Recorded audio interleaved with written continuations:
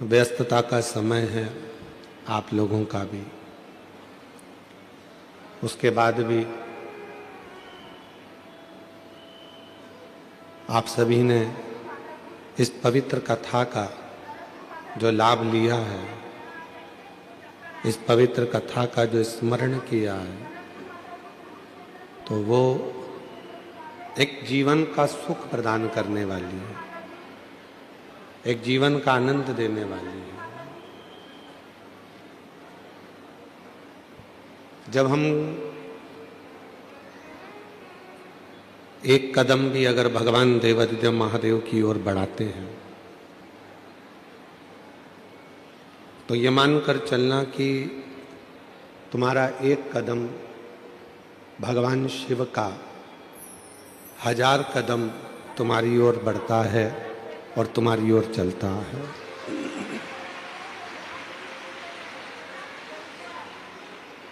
ये एक जीवन का एक सुख प्रदान करने वाली है, जीवन का एक आनंद प्रदान करने वाली है। इधर आवाज नहीं है पंडाल में। एक भक्ति, और वो भक्ति का जो बल होता है वो शिव के करीब ले जाने का होता है।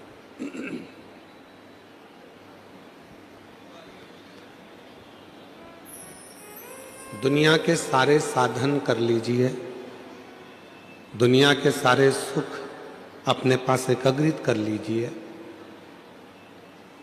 दुनिया की सारी दौलत आपके पास में एकत्रित कर लीजिए, पर अंत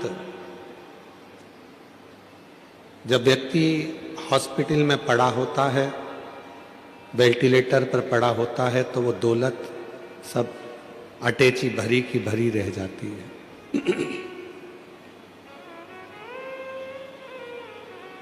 वो पूरी संपदा आपके पास में रखी की रखी रह जाती है।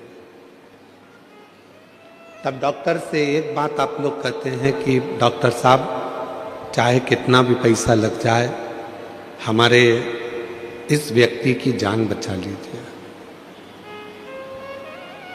तब डॉक्टर भी कहता है कि मैं पूरी मेहनत करूंगा, पूरा प्रयास करूंगा, जितना मुझसे बन सकता है उतना पूरा प्रयास करूंगा, आगे फिर उस परमात्मा की जो मर्जी होगी वो होगा।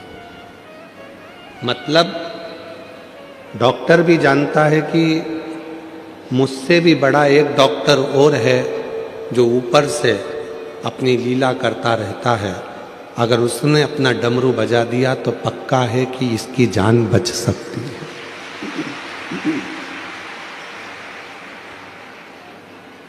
यदि उसने कृपा कर दी, उसने अगर बता दिया कि उसने कह दिया कि ये हो सकता है, तो फिर जान बच सकती है। और तेरी कृपा बिना ना हिले एक भी लेते सांस तेरी कृपा से बखान क्या करूं मैं राखों के ढेर का, चपटी भभूत में खजाना कुबेर का। हे गंगाधार मुक्ति द्वार ओमकार तू, भोले ओमकार तू, आयो शरण तिहार शंभु तार तार तू। मतलब डॉक्टर को भी मालूम है कि एक डॉक्टर और है जो बैठा बैठा कुछ लीला करता रहता है, कुछ अच्छा करता रहता है।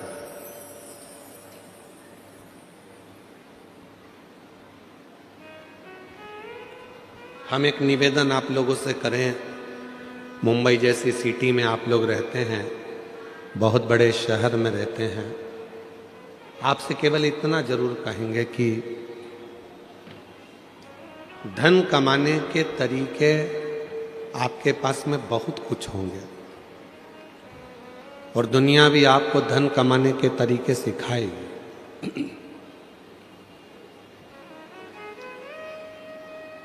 पर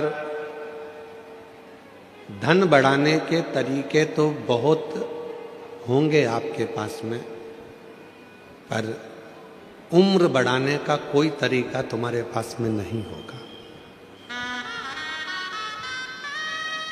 कोई तरीका तुम्हारे पास में उम्र बढ़ाने का नहीं है।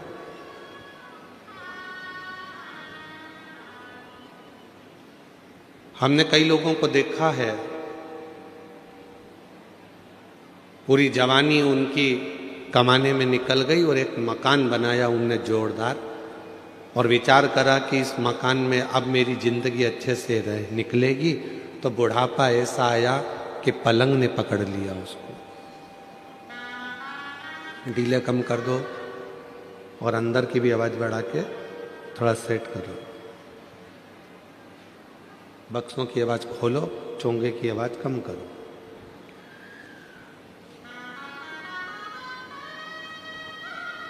एक समय जब व्यक्ति अपनी पूरी जवानी झोंक देता है, पूरी जवानी लगा देता है, और जवानी को लगाने के बाद उसका एक अवस्था बुढ़ापे की आती है, एक अवस्था। और उस बुढ़ापे की अवस्था में वो सोचता है कि अब मैंने कमा कर ये मकान बना लिया, अब मैंने ये घर बना लिया, अब मैंने फैक्ट्री बना ली, इसका सुख मैं भोगूंगा। पर जब दांत होते हैं तब चने नहीं होते हैं, और जब चने होते हैं तब दांत नहीं होते।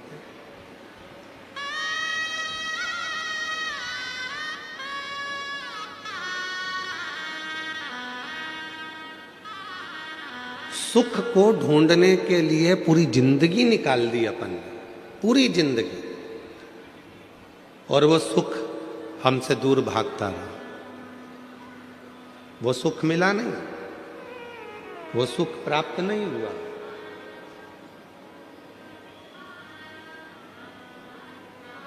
आखिरी में फिर मालूम पड़ा कि वो सुख तो हमारे हाथ में लगता ही नहीं, प्राप्त होता ही नहीं, हुआ ही नहीं। एक गेम होता है, साबुन रखा है, शैम्पू रखा है, सर्फ की थैली रखी है, बिस्कुट रखा है, बहुत सारा सामान सामने रखा है। उसको रिंग दिए जाते हैं, 10 रुपए के 5 रिंग। उस रिंग को फेंकोगे, जिसमें चले गया वो तुम्हारा हो गया।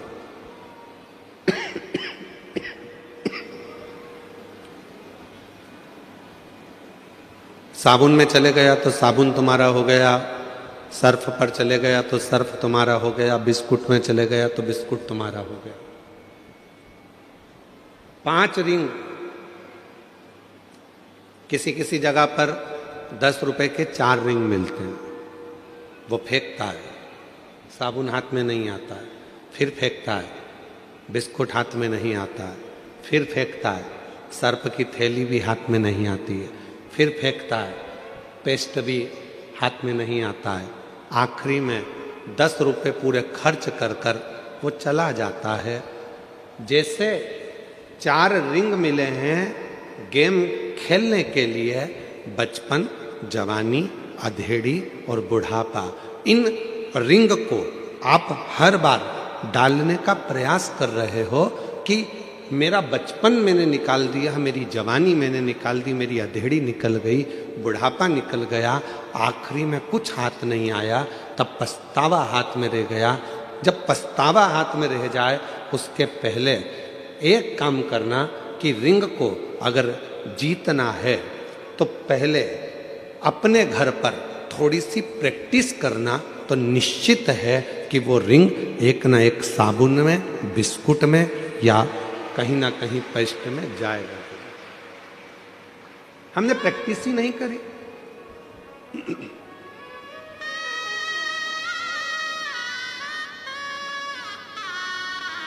जीवन खत्म हुआ तो जीने का ढंग आया, जब सम्मा बुझ गई तब महफिल में रंग आया। जीवन पूरा चले गया तब लोगों को समझ में आया कि मैंने पूरी जिंदगी गंवा दी, केवल शिव को एक लोटा जल ना चढ़ा पाई।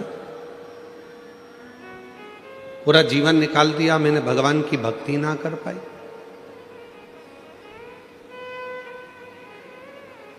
मेरा पूरा जीवन निकल गया और मैं भगवान का भजन ना कर पाई। मेरी जीजियों, मेरी मुंबई के जीजाओं, मेरी मुंबई की बेटियों बेटाओं, मेरे बुजुर्ग माँ बाप, आप सबको मैं एक बात कहूँ अपनी इस व्यासपीठ से कि दुनिया में आपके बराबर कोई किस्मत वाला नहीं है जो शंकर की भक्ति में तल्लीन बैठे हुए हो। तल्लीन बैठे बहुत हैं।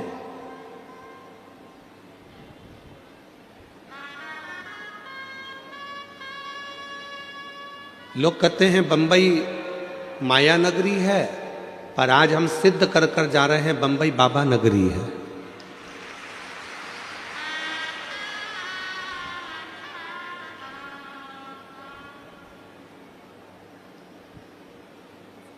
ये महाराष्ट्र छत्रपति वीर शिवाजी का है।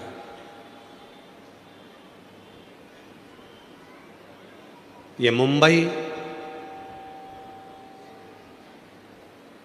जिस मुंबई पर एक आवाज पर पूरा हिंदू एकत्रित हो जाता था, ये मुंबई पूरा बाला साहेब ठाकरे जी का है। बाला साहेब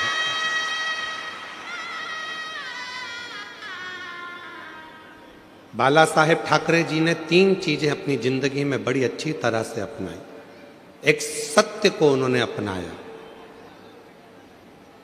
दूसरा सनातन को उन्होंने बहुत अच्छी तरह से जानकर जनमानस में प्रेरणा दी, और तीसरे नंबर पर बाला साहेब ठाकरे जी ने भगवा को घर घर तक पहुंचाया। वो बाला साहेब ठाकरे जी।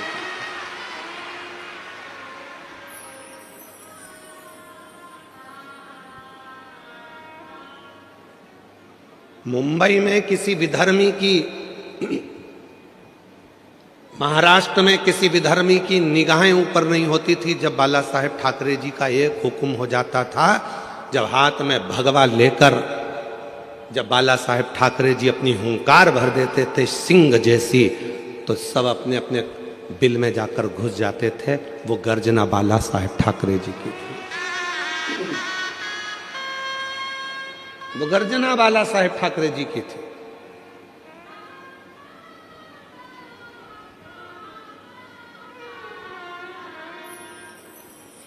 जिस समय पर अमरनाथ जी की यात्रा को रोकने की बात आई थी, उस समय पर भारत की भूमि का कोई व्यक्ति नहीं बोला था। केवल एक मुंबई से, महाराष्ट्र की इस धरा से, छत्रपति वीर शिवाजी की इस भूमि से एक शेर धाड़ कर बोला था, वो थे बाला साहब ठाकरे जी। अगर अमरनाथ की यात्रा रुकी तो तुम्हारी भी आगे की यात्रा रोक दी जाएगी। याद रखना, जाना मुंबई से ही, तुम्हें जाना मुंबई से ही है। इस बात का अंदाजा लगा कर बैठना। 3 चीजें मेरे बाला साहब ठाकरे जी ने अपने जीवन में अपनाई है। एक सत्य को, दूसरा सनातन को, और तीसरा भगवा को। और जिसने अपनी जिंदगी में ये 3 चीजों को धारण कर लिया, समझ लेना सत्य सनातन धर्म की जय होने लगेगी और पूरा राष्ट्र भगवामय हो जाएगा। पूरा राष्ट्र भगवान। हम पहचान नहीं पाते शिव को, हम पहचान नहीं पाते भगवान को, हम पहचान नहीं पाते परमात्मा की उस अविरल भक्ति को।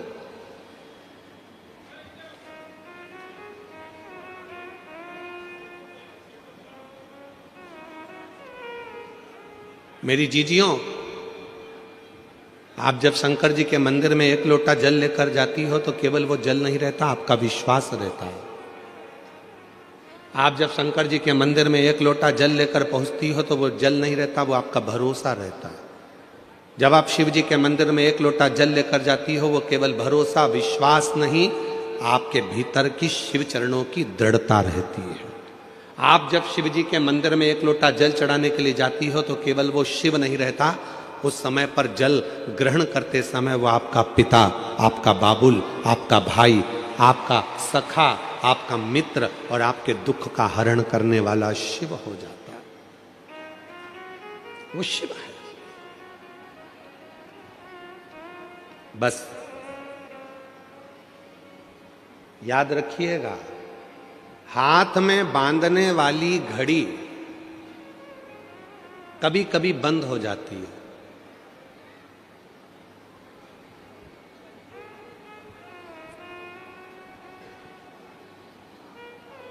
केवल तुम्हारी ही घड़ी बंद नहीं होती, हमारी भी हो जाती है। तो कई बार हमारे आशीष जी हमको इशारा कर कर बोल देते हैं, समय हो गया, घड़ी गड़बड़ हो गई है, चल नहीं रही है। अब हम आपसे एक बात पूछें, हाथ की घड़ी बंद हो जाएगी तो क्या समय घूमना बंद हो जाएगा? क्या समय चलना बंद हो जाएगा? क्या जम के बोलो जरा। नहीं। घड़ी बंद हो जाएगी तो क्या समय चक्र चलना बंद हो जाएगा? क्या नहीं, नहीं हो सकता। समय अपनी रफ्तार से चल रहा है, समय अपनी रफ्तार से आगे बढ़ रहा है। घड़ी बंद हुई है, समय बंद नहीं हुआ। तो फिर कई लोग ऐसे भी हैं, परिवार ने धोखा दे दिया तो उन्होंने जीना ही छोड़ दिया। पत्नी ने धोखा दे दिया तो मन में आया कि अब जिंदगी बेकार हो गई। पति ने धोखा दे दिया तो लगा कि अब जीवन ही बेकार हो गया। फिर मन में आया रिश्तेदार ने धोखा दे दिया तो मेरा तो जीवन ही बेकार हो गया।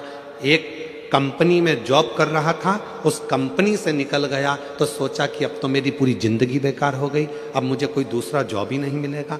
क्यों सोचना? घड़ी बंद हुई है, समय चक्र बंद नहीं हुआ। याद रखना, घड़ी बंद हो जाए घबराना नहीं, समय तो चल रहा है और ये समय हमको सिखा रहा है कि दुनिया में कितना भी दुख की घड़ी आ जाए और घड़ी बंद भी हो जाए तो हिम्मत मत हारना। जैसे समय चक्र चलता रहता है वैसे भी तुम चलते रहना, तो तुम्हारी जिंदगी एक ना एक दिन मंजिल तक पहुंच जाएगी। समय चक्र के अनुसार अपने जीवन को अग्रण्यता रखिए, समय चक्र के अनुसार अपने जीवन को प्रबल रखिए। अपने जीवन, कोई कहता है कि बचपन में भगवान को भजना चाहिए, जवानी में भगवान को भजना चाहिए, अधेड़ी में भगवान को भजना चाहिए, कि बुढ़ापे में भगवान को भजना चाहिए। बोल रहे मुंबई वाली जीजियों और मुंबई के जीजाओं, बचपन में भगवान को भजना चाहिए, जवानी में भगवान को भजना चाहिए, अधेड़ी में भगवान को भजना चाहिए, कि बुढ़ापे में भगवान को भजना चाहिए। शिव महापुराण की कथा कहती है कि तुम्हारी जिंदगी में जब तुम्हें लगने लगे कि शिव मेरा पिता है, उसी समय से भगवान को भजना प्रारंभ कर देना चाहिए। उसी समय, इंतजार मत करना कि बचपन में कोई भगवान की भक्ति करी जाती है। जवानी में क्या भगवान का भजन किया जाता है?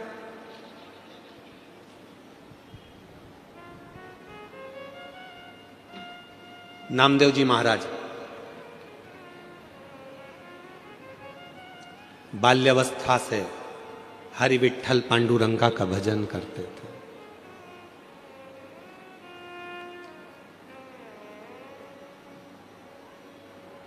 बचपन से विठ्ठल विठ्ठल विठ्ठल विठ्ठल विठ्ठल भजा।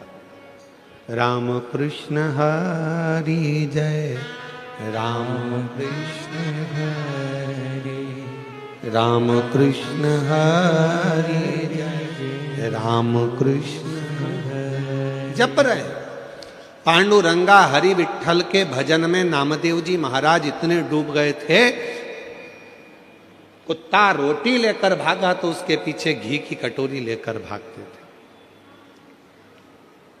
लोग उनको बावरा कह देते थे, शुद्ध नहीं है, बावरे हो गए। जैसे मीरा भई रे बावरी, मीरा को भी लोग बावरी कह देते थे, पागल कह देते थे, वैसे नामदेव जी को भी बावरा पागल कह देते। कुत्ते के पीछे घी की कटोरी लेकर भाग रहे हैं कि कोरी रोटी ना खा ले घी लगा कर दूंगा।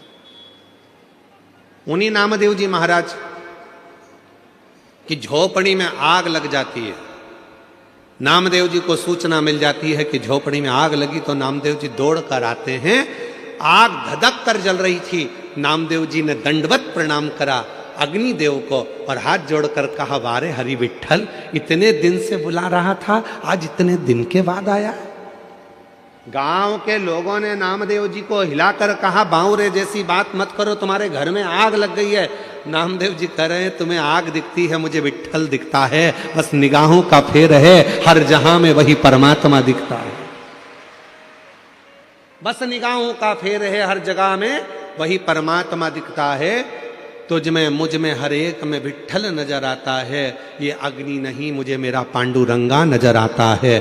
और नामदेव जी ने तुरंत जिस कमरे में आग लगी थी दूसरा कमरा खोल दिया, दूसरे कमरे को खोला, तीसरा कमरा खोल दिया और भगवान से बोला, आओ अंदर प्रवेश करो, इसमें भी चले जाओ, इसमें भी जाओ। और आग लगते लगते दूसरे कमरे में आग लग गई, तीसरे कमरे में आग लग गई। नामदेव जी बाहर गए, जितना सामान अंदर रखा था वो भी उठा उठा के डालने लगे। गांव के लोग सामान को बाहर निकाल रहे थे, नामदेव जी उनसे ले लेकर अंदर डाल रहे थे। गांव के लोगों ने कहा, नामदेव आग लगी है। नामदेव जी बोले, आग नहीं, विठ्ठल आया है। विठ्ठल चौक पुराओ माटी आज मेरे पिया, आज मेरा विठ्ठल आया है, पांडुरंगा आया है। वो गीत जो आप लोग हमेशा गुनगुनाते रहते हो। आप तो मुंबई जगत के लोग हो और फिल्मों से आपका नाता है, तो आपको स्मरण में आना चाहिए, बहारो फूल बरसाओ मेरा महबूब आया। आज मेरा हरि विठ्ठल आया, अग्नि के रूप में आया, अग्नि के स्वरूप में आया। गांव के लोगों ने गादी निकाल ली थी, कम्बल निकाल लिया था, रजाई निकाल ली थी, नामदेव जी ने सब ले जाकर डाल दी। और डालने के बाद गांव के लोगों ने अब देखा पूरा घर धधक कर जल रहा था। अब क्या ओढ़ेगा नामदेव, ठंड पड़ रही है इतनी तेज, क्या करेगा नामदेव। इतने में गांव के लोगों ने कह दिया, अपन ने तो निकाला था कंबल, अपन ने निकाली थी दरी, अपन ने निकाली थी गादी, इसने सब डाल दी, इसलिए अब इसको रात को कोई भी ना तो दरी देगा, ना कंबल देगा, ना गादी देगा, इसको ठंड में कुकड़ने दो, ठंड में कांपने दो। नामदेव जी महाराज एक पेड़ की छांव में सो गए। ठंड लग रही थी बहुत तेज, कुकड़ कर सो रहे थे। मेरे हरि विठ्ठल ने विचार करा, इसने मुझे अग्नि के रूप में भी देख लिया और कहा कि मेरा हरि विठ्ठल आया, तो मुझे तो अदा करना पड़ेगा अपना फर्ज। मेरे हरि विठ्ठल ने, गांव के लोग तो चले गए और मेरे हरि विठ्ठल ने नामदेव जी का जो मकान जला था उसी मकान को इतना जोरदार बना दिया और उसमें नामदेव जी को ले जाकर रात की रात में सुला भी दिया। सवेरे गांव के लोगों के नेत्र खुले, गांव के लोगों ने विचार करा, चल कर देखो नामदेव जी की हालत क्या है। जो नामदेव जी को देखने गए तो आम के पेड़ के नीचे नामदेव नहीं थे, मकान के अंदर डनलप का सुंदर गद्दा था, मखवल की रजाई थी, मखवल का तकिया था, खूब आराम से नामदेव जी सो रहे थे। नामदेव जी को जगाकर गांव के लोगों में से एक बहुत धनिक व्यक्ति था, पैसे वाला व्यक्ति था, उसने नामदेव जी को जगाकर पूछा, नामदेव ये बता, ये मकान किसने बना दिया रात की रात में। नामदेव जी बोले, मेरे रिश्तेदार आए थे। अच्छा, ये गादी भी उनने, हाँ, तकिया भी उनने, हाँ, रजाई भी उनने, हाँ। तो उसने कहा, नामदेव इतना जोरदार मकान तो हमने कहीं नहीं देखा, तेरे रिश्तेदार से कह के एक मकान मेरा भी बना दे। नामदेव जी ने कहा, लगा आग, लगा। कोई आग लगा के बस्ती बसा लेता है, कोई आग लगा के बस्ती बसा लेता है, कोई वीराने में भी दीप जला लेता है। वो श्री हरि विठ्ठल के परम भक्त हैं नामदेव, जो हर जगह पर भक्ति के बल पर उस हरि विठ्ठल का दर्शन कर लेते हैं। ये उनके ऊपर हरि विठ्ठल की कृपा है, दया है।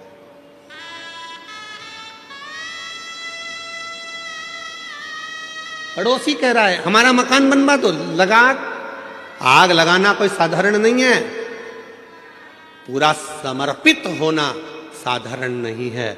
मेरी जीजियों, कई लोग ऐसे हैं संसार में जो 3 बार 4 बार 5 बार पशुपति व्रत कर लिए, 5 बार प्रदोष कर लिया, 4-6 बार सोमवार के व्रत कर लिए, उसके बाद भी शिव जी सुनते नहीं हैं, तो उसके मन में आता है बाबा मेरी सुनते नहीं है। क्यों नहीं सुनते?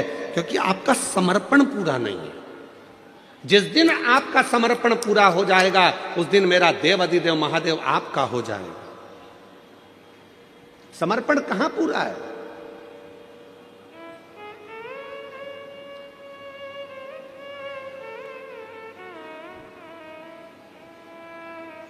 एक पत्र है,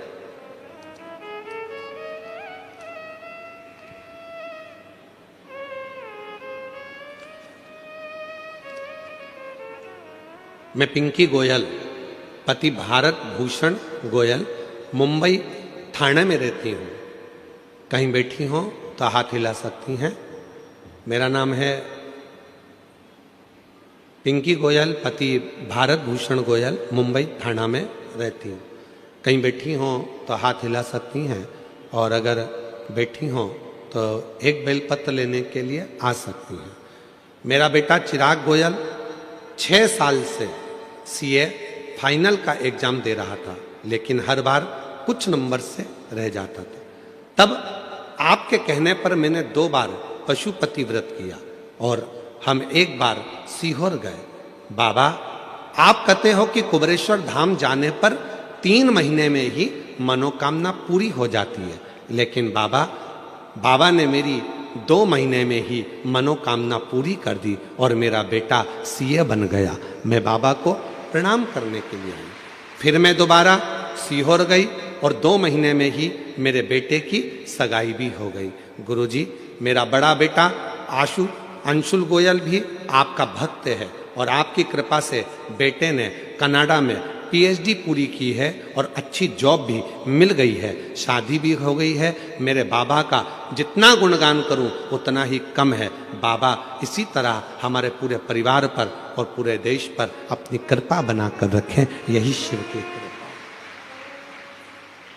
विश्वास था, पक्का था, मन में यह विश्वास था कि पशुपति व्रत करूंगी मेरा काम होगा। मन में यह विश्वास था कि सीहोर जाऊंगी, कुबेरेश्वर धाम पर जाकर कंकर शंकर पूजन करूंगी, रुद्राक्ष लाऊंगी, मेरा बाबा मुझे संभाल लेगा। जब विश्वास है तो परमात्मा है, अगर विश्वास ही नहीं तो परमात्मा कहां से होगा? भरोसा ही तो परमात्मा है। आप इतनी संख्या में आए हो, इतनी संख्या में आप लोग आए हो।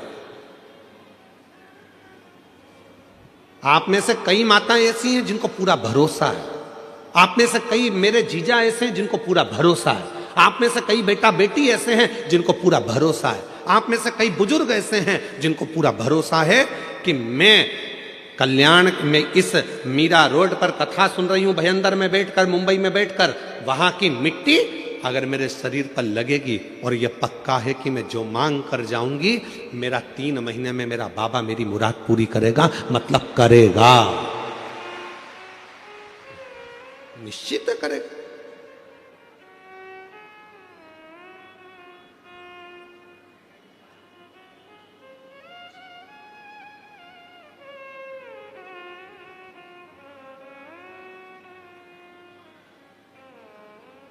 कल एक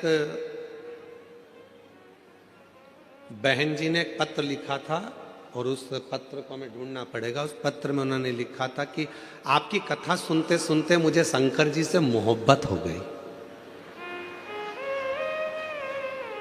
नीचे पत्र में लिखा था, क्या आपको शिव जी से मोहब्बत हुई है?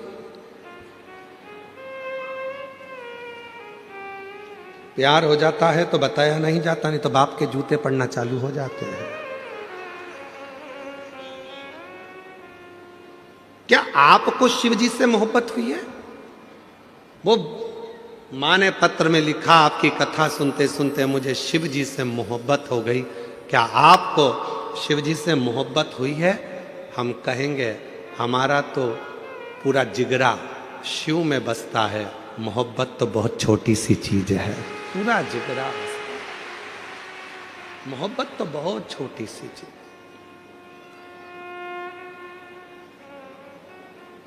ये दुनिया के लोगों के आगे एक आरती का एक लाइन आती है, तन मन धन सब है तेरा, स्वामी सब कुछ है तेरा, तेरा तुझको प्रभु का प्रभु को समर्पण, क्या लागे मेरा।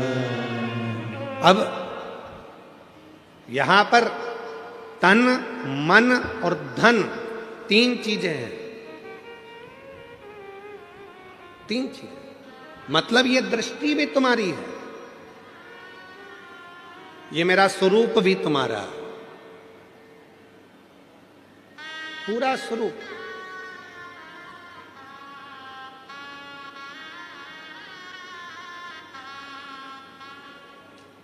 कहा गुरुजी तन मन धन लिखा है तो इसमें धन मतलब अपने घर का जितनी प्रॉपर्टी है, जितना धन है सब भगवान का नहीं, तुमने कमाया है, तुम्हारा है, मना कौन कर रहा। तो फिर तन मन धन लिखा तो हमने कहा गाने की एक लाइन याद कर लो, चांदी जैसा रंग है तेरा, सोने जैसे बाल, एक तू ही धनवान है, गोरी बाकी सब कंगाल। मतलब तेरे पास में इतना वैभव, परमात्मा ने तुझे करोड़पति बनाकर भेजा है, लाखों के नेत्र देकर भेजा है, लाखों की किडनी देकर भेजा है। दुनिया का जो व्यक्ति कहता है कि मैं गरीब हूं, समझना पक्का झूठ बोलता है। परमात्मा ने किसी को भिखारी बनाकर पैदा नहीं करा, परमात्मा ने करोड़पति बनाकर पैदा करा। परमात्मा कभी किसी को गरीब बनाकर पैदा नहीं करता, परमात्मा हमेशा सेठ बनाकर पैदा करा है। बस इतना याद रखना, अपने हुनर को निखारिए, अपने भीतर जो परमात्मा ने दिया है उसको निखारने का प्रयास करिए, अपने भीतर जो परमात्मा ने दिया है उसको सामने लाने का प्रयास करिए। जिस दिन आप अपने हुनर को निखारना प्रारंभ करोगे, एक दिन आप अपने आप समझ जाओगे कि परमात्मा ने आपको कितना करोड़पति बनाकर भेजा है, कितना धनपति बनाकर भेजा। हम अपने आप को निखार ही नहीं रहे।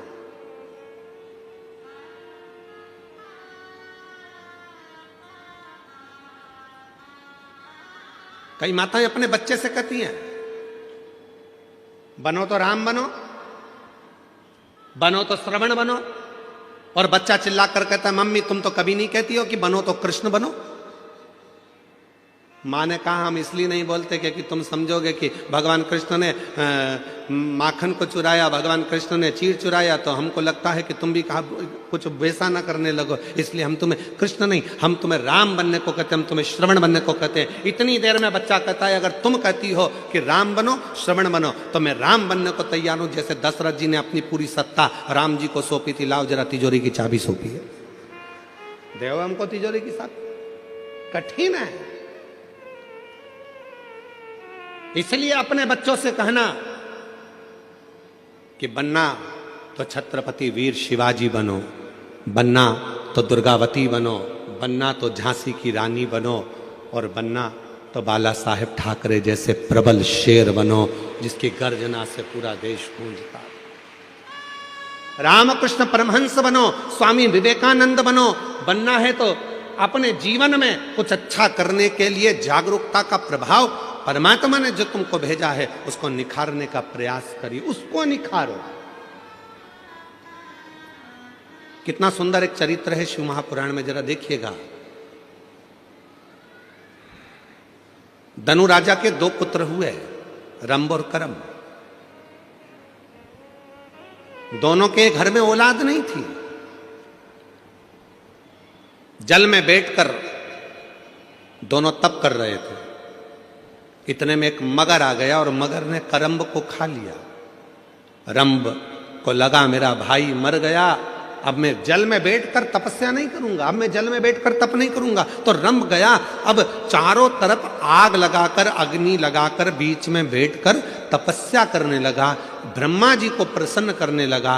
ब्रह्मा जी प्रसन्न हो गए, मांगो रंभ तुम्हें क्या चाहिए। रंभ ने कहा मेरे घर में औलाद नहीं है, संतान नहीं है, आप कृपा करो और मेरे घर में संतान हो। तो कह दिया ए रंभ तू तपस्या कर कर जैसे उठेगा, जिसको भी प्रेम से देख लेगा, जिसको भी तू प्रेम से देखेगा उसी से तेरी औलाद हो जाएगी। बस रंभ तपस्या कर कर उठा, सामने से एक भैंस निकल कर जा रही थी, एक महिष निकल कर जा रही थी, और रंभ ने उस भैंस को, उस महिष को प्रेम से देख लिया, और जैसे ही भैंस को देखा, भैंस का गर्भ ठहर गया, उस महिष का गर्भ ठहर गया, उस भैंस का गर्भ ठहर गया, और वो भैंस गर्भवती हो गई। भैंस जब अपने मालिक के घर पहुंची, उसका जो पति था भैंसा, महिषा, उसने देखा कि मेरी पत्नी गर्भवती हो गई, इसके गर्भ में किसका बच्चा है। भैंसे ने ध्यान लगाया तो मालूम पड़ा कि वो रंभ का पुत्र है। क्रोध में आ गया महिषा, और महिषा को क्रोध आया, भैंसे को क्रोध आया, और रंभ के साथ वो युद्ध करने चले गया, और आखिरी में उसने रंभ को मार डाला। जैसे ही रंभ मर गया, उसके नगर के लोगों ने उसका अंतिम संस्कार करना प्रारंभ करा। चिता लगाई, अंतिम संस्कार हो रहा है, चिता पर लेटाया, चारों तरफ से आग लग गई। इतने में भैंस को लगा, उस भैंस को जिसके गर्भ में बच्चा था, उस भैंस को लगा कि मेरे गर्भ में इसका बच्चा है जो जल रहा है, जिसकी चिता जल रही है, पर पति तो मेरा यही है, क्यों ना अब मैं अपने भी प्राण त्याग दूं, अपने पति के साथ ही सती हो जाऊं। और वो भैंस दौड़ती दौड़ती अग्नि में कूद पड़ी। जैसे ही अग्नि में कूदी, इतने में उसका एक बच्चा हो गया, जिसका जन्म होते से ही, प्रकट होते से ही उसने मनुष्य का और भैंस का दोनों का रूप धारण करना प्रारंभ कर दिया। उसका नाम महिषासुर हो गया,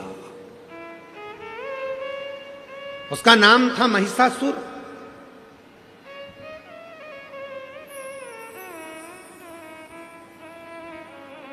भैंस का रूप धारण कर कर, भैंसे का बड़ा रूप धारण कर कर सामने आ गया।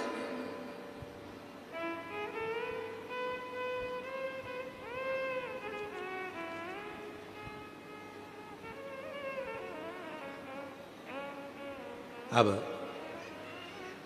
महिषासुर ब्रह्मा जी का तप करा, वर मांगा, मुझे वर दीजिए ब्रह्मा जी। ब्रह्मा जी ने पूछा कौन सा वर चाहिए, तो ब्रह्मा जी से कहा मुझे वर दीजिए कि मुझे कोई पुरुष ना मार सके।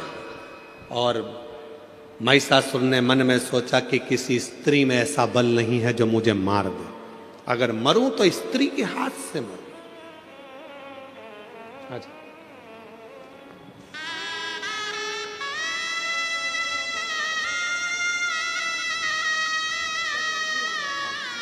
भाई आपको बेटे थे सीए भी बनने की, और दूसरे बेटे का भी अच्छे जॉब की। एक बार जोरदार ताली बजाओ। दोनों बच्चों का अच्छा जॉब भी लगा, और दोनों बच्चों का विवाह भी हुआ। बहुत बहुत बधाई आपको। महिषासुर को वर मिल गया, मरूं तो एक स्त्री के हाथ से मरूं। तथास्तु। खूब उपद्रव मचाया उस महिषासुर ने, बहुत बहुत उपद्रव मचाया। इतना उपद्रव महिषासुर ने मचाया, चारों तरफ हाहाकार मच गई। हर जगह पर लोग घबराने लगे, डरने लगे, भय खाने लगे।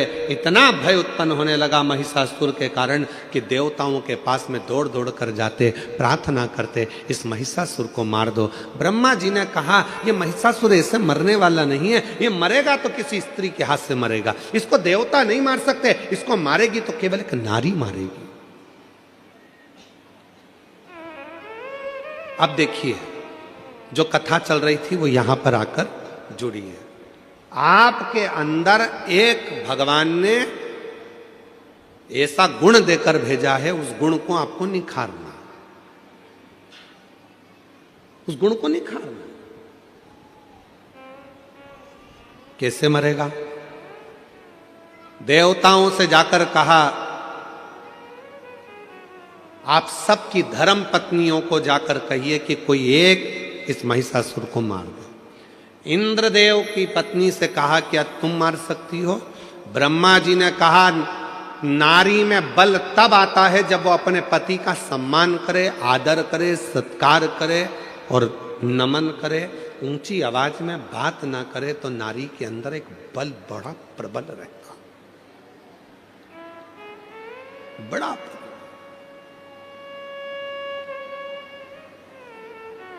मेरी जीजियों, हम जानते हैं आप सब बहुत अच्छे शहर में रहते हो, बहुत विद्वत शहर है मुंबई, बहुत विद्वत शहर है। हम सब जानते हैं कि आप लोग बहुत विद्वान भी हैं, पर एक निवेदन आप सबसे करेंगे, आप बनो विद्वान मना नहीं है, आप बहुत अच्छे शहर में रह रहे हो, आपकी विद्वत्ता है, फिर भी निवेदन है, एक माता पिता को, दूसरा घर के बुजुर्ग को, तीसरा अपने पति को, चौथा अपने परमात्मा को प्रणाम करने में कभी पीछे मत हटो, उसको नमन जरूर करा करो। घर के बुजुर्गों को नमन करने पर हमारे ऊपर यदि कोई तकलीफ आने वाली होती है तो वो कट जाती है, वो तकलीफ कट जाती है।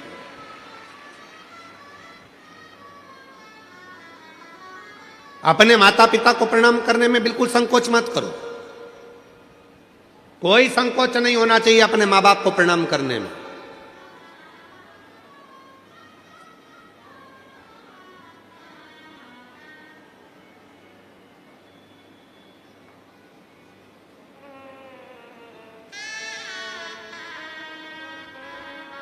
एक हमारे बहुत अच्छे जजमान हैं, बहुत अच्छे हैं, उनके 4 लड़के हैं, 2 विदेश में रहते हैं, 2 इंडिया में रहते हैं, भारत में, और बड़े बड़े शहर में रहते हैं। और हमारे जजमान ब्यावरा के पास में रहते हैं। तो हमने उनसे कहा कि अब तुम बुजुर्ग हो गए हो दोनों, तो बेटों के पास क्यों नहीं चले जाते? तो कहा गुरुजी हम गए थे, हम विदेश के दोनों बेटों के पास गए, हमारा एक बेटा बेंगलोर में रहता है, हम वहाँ भी गए, फिर एक हमारा बेटा हैदराबाद में रहता है, हम वहाँ भी गए।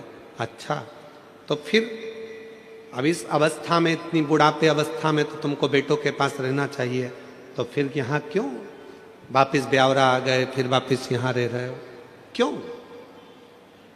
गुरुजी हम वहां रह तो रहे थे, पर ऐसा लग रहा था कि वहां से हमारा अपनापन खत्म हो चुका था। गुरुजी, माँ बाप के पास जैसे बेटा रहता है, उसको लगता है कि ये मेरे माँ बाप हैं और इनके पास जो कुछ भी है उस पर मेरा हक है।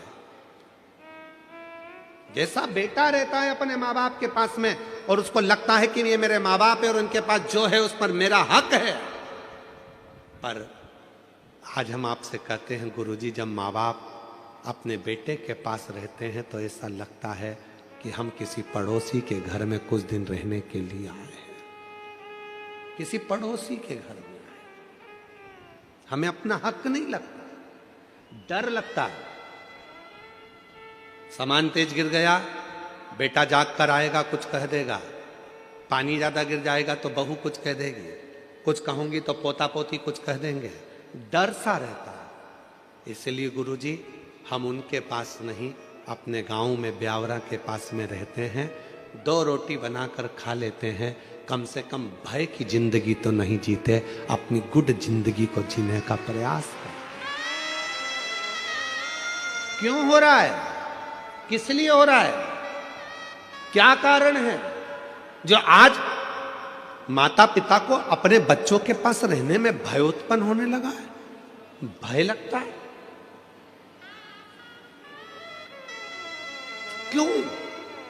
क्योंकि हमने उसको आदर करना बंद करवा दिया। आप सिखाओ, 4 जगह पर झुकने पर कभी भी आप हार नहीं मान सकते। माता पिता के आगे झुकिए, घर के बुजुर्गों के आगे झुकिए, दूसरे नंबर पर, तीसरे नंबर, पहले घर के माँ बाप के आगे झुकिए, घर के बुजुर्गों के आगे झुकिए, अपने अगर विवाह हुआ है, पति है, उसको भी प्रणाम करिए, और परमात्मा जिसको तुम भजते हो, जिसको तुम स्मरण करते हो, जपते हो, उसको प्रणाम करने में पीछे मत हटो। और एक बात और अपने अंदर उतार कर रखिए, किसी से गुरु मंत्र लो मत लो। आज के जमाने में 50 बार सोचना पड़ता है कि गुरु किसको बनाया जाए।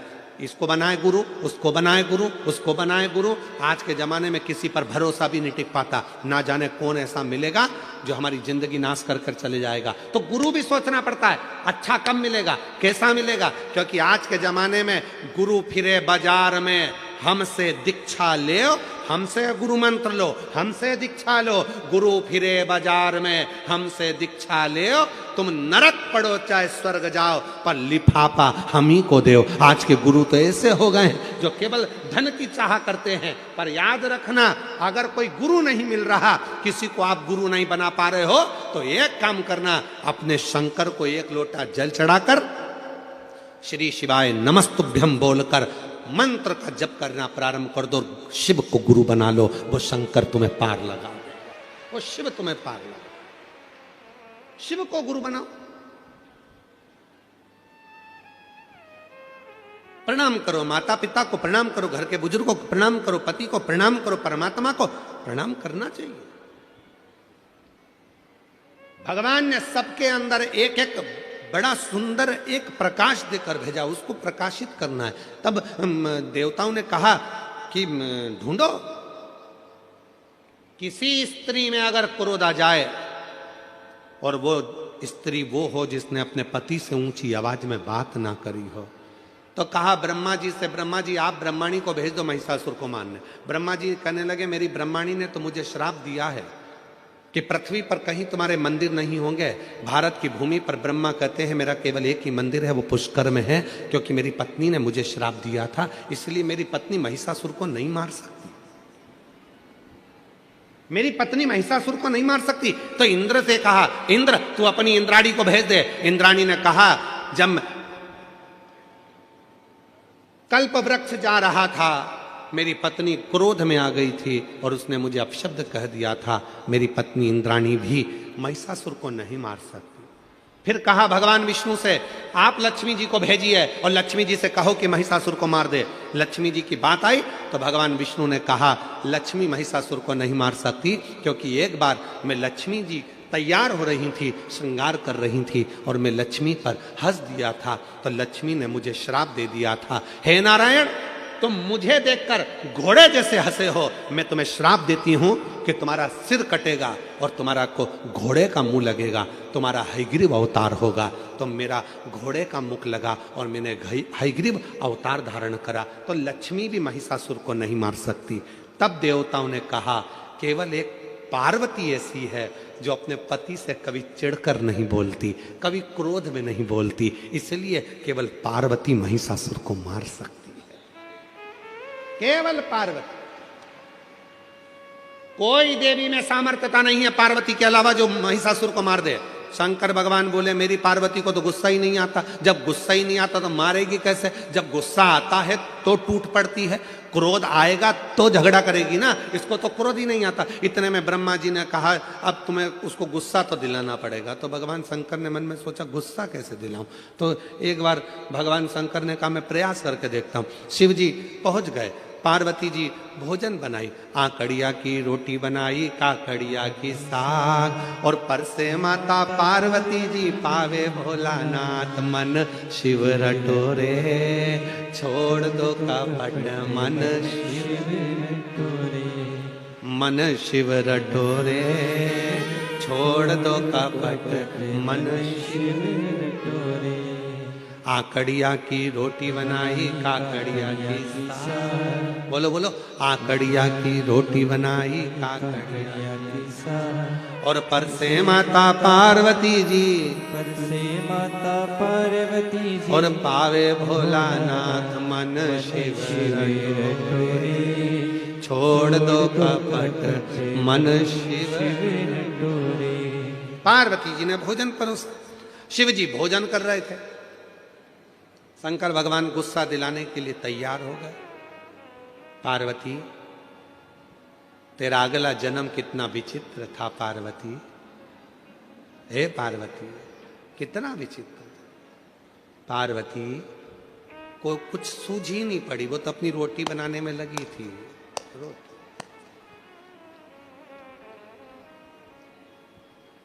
फिर भगवान शिव जी ने कहा, पार्वती, तेरे पिताजी हिमालय राज के पास में इतना धन था, कन्यादान में एक फूटी कोड़ी नहीं दी तेरे पिताजी ने।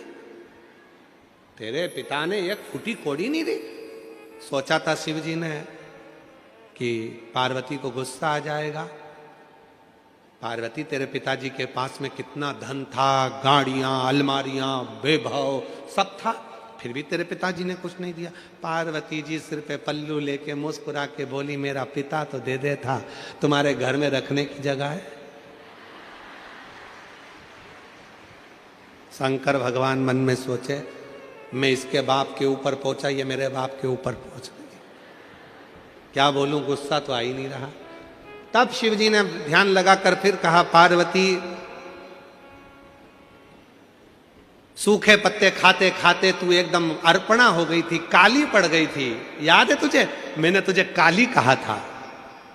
इतने में पार्वती जी बोली, तुम्हें सोचना चाहिए, इतने समय के बाद में थक गई, जब तप कर कर कर काली पड़ गई, तब तुम मुझे लेने आए, पहले या जाते तो मैं काली नहीं पड़ती। शिव जी मन में सोचे, गलती मेरी गिना रही है, पर इसको गुस्सा तो आ ही नहीं रहा। शंकर भगवान बाहर गए भोजन करते करते, भगवान विष्णु और ब्रह्मा जी बाहर खड़े थे। उन्होंने हाथ जोड़कर बोला, प्रभु कुछ हुआ? शंकर भगवान बोले, रत्ती भर भी करंट नहीं आया, रत्ती भर नहीं आया। इतने में भगवान ब्रह्मा और विष्णु ने तुरंत कहा, प्रभु आपने क्या क्या बोला? तो कहा, मैंने उसके पिताजी के बारे में बोला कि तुम्हारे पिताजी ने कुछ नहीं दिया, तो वो बोली तुम्हारे घर में रखने की जगह नहीं थी, उसके बारे में बोला। तो इतने में भगवान विष्णु ने कहा, एक काम करो कि पार्वती का जो अगला जन्म था सती का, उनके पिता के बारे में बोलो, हो सकता है थोड़ी आग लग जाए, हो सकता। जब मायके के बारे में बोला जाता है तभी थोड़ी सी क्रोध आता है। अब शिव जी ने कहना चालू करा, पार्वती तेरा अगला जन्म कितना विचित्र था। तेरे पिताजी ने यज्ञ रखा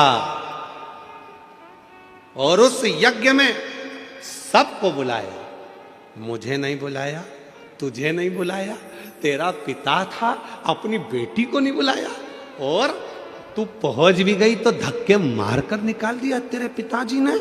इतनी देर में तो पार्वती जी जो आटा उसन रही थी उसको और जम के उसनना चालू करा, और जम के। आज भी आटा उसनने के बाद आटे में 3-4 उंगलियां दबाई जाती है। आप लोग दबाते हो कि नहीं दबाते हो मालूम नहीं, देखा है आप लोगों ने? आटा उसनने के बाद उसमें 3-4 उंगलियों को ऐसे ऐसे दबा दिया जाता है, दबाते हैं उसके अंदर।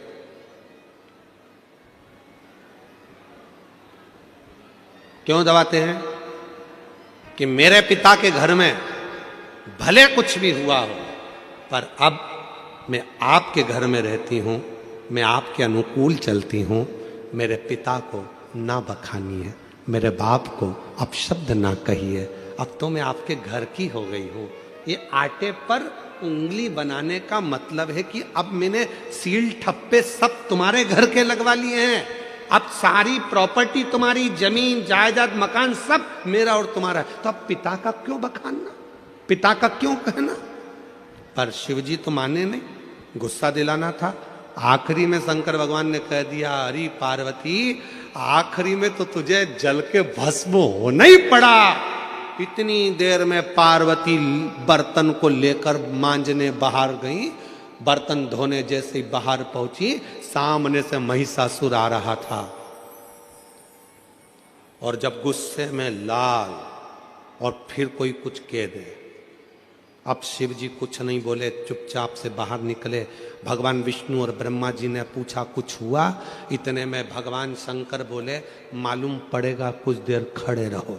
इतने में सामने से आ रहा था महिषासुर, भैंसे पर बैठा था, आवाज लगाकर कहा, बड़ी सुंदर हो नारी, तुम मेरी बन जाओ। अब तो मां ने खोले केस और भयंकर बर्तन को तो पटका नीचे, और जो देखा महिषासुर को, महिषासुर देखकर बोला, तुम तो क्रोध में और सुंदर लग रही हो। इतने में तुरंत शंकर भगवान ने भगवान विष्णु का हाथ पकड़कर बोला, अब कुछ मत बोलो, घी में, अग्नि में घी डलना चालू हो गया है। और अब अपने को सामने नहीं आना, ये अकेला निपट जाएगा। अब सामने क्रोध आया मां को, बाल खुले थे मां जगत जननी के, तो माता जगत जननी जगदम्बा ने उसको बांधा, पर क्रोध की अग्नि इतनी तीव्र थी कि केश फिर खुल गए। इसलिए हमने देखा है जब माताएं लड़ने के लिए जाती है पड़ोसी पड़ोसन के यहां, तो फुल एनर्जी से बोलती, बोल तो जरा, पूरी एनर्जी एकदम।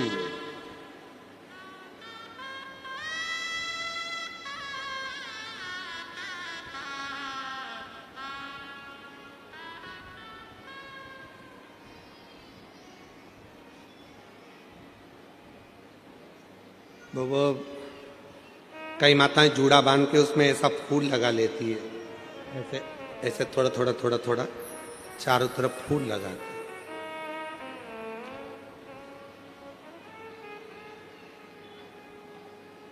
चारों तरफ फूल लगा।